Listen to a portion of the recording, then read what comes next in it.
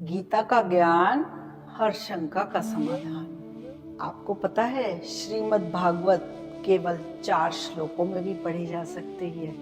आइए आपको उसके विषय में बताती हूँ। सब पुराणों में श्रीमद् भागवत पुराण सबसे श्रेष्ठ पुराण माना जाता है। इस पुराण का विधिवत साप्ताहिक अनुष्ठान करने से मृतक आत्मा तक को मुक्ति मिल जाती है।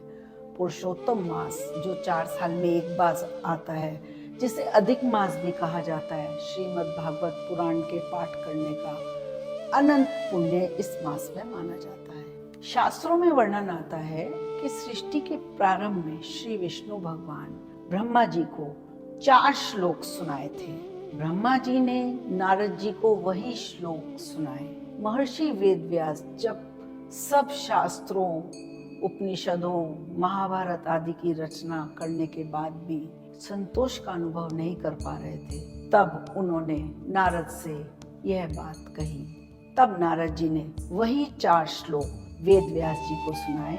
उन 4 श्लोकों से वेद व्यास जी ने 18,000 श्लोकों की श्रीमद् भागवत पुराण की रचना की।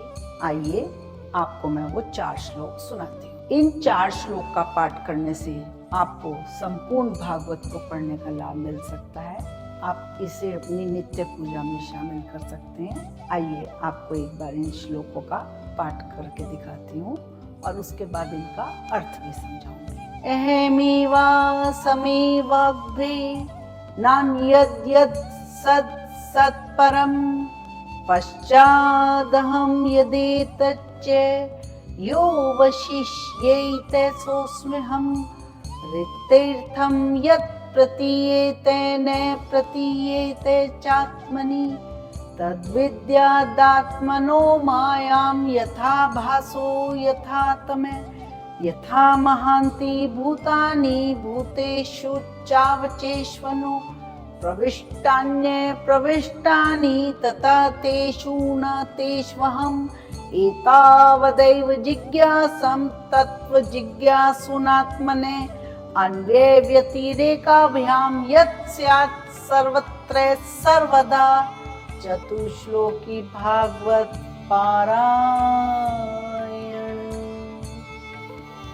चतुश्लोकी भागवत पुराण का सारांश है। अहम, ब्रह्म, जगत, माया जैसी दार्शनिक अवधारणाओं की व्याख्या करता है। इन श्लोकों का अर्थ है, सृष्टि के पूर्व केवल मैं ही था। सत असत उससे परे, मुझसे भिन्न कुछ भी नहीं था। सृष्टि न रहने पर भी मैं ही रहता हूँ। यह सब सृष्टि रूप भी मैं ही हूँ और जो कुछ इस सृष्टि, स्थिति तथा प्रलय से बचा रहता है वह भी मैं ही हूँ। वास्तव में न होने पर भी जो कुछ अनिर्वचनीय वस्तु मेरे अतिरिक्त मुझ परमात्मा को 2 चंद्रमाओं की तरह मिथ्या ही प्रतीत हो रही है, अथवा विद्यमान होने पर भी आकाश मंडल के नक्षत्रों में राहु की भांति जो मेरी प्रतीति नहीं होती, इसे मेरी माया समझनी चाहिए। यह भ्रम नहीं, यह भ्रम नहीं, इस प्रकार निषेध पद्धति से यह भ्रम है, यह भ्रम है, इस अन्वय पद्धति से यही सिद्ध होता है कि सर्वातीत एवं सर्वस्वरूप भगवान ही सर्वदा और सर्वत्र स्थित हैं। वे ही वास्तविक तत्व हैं।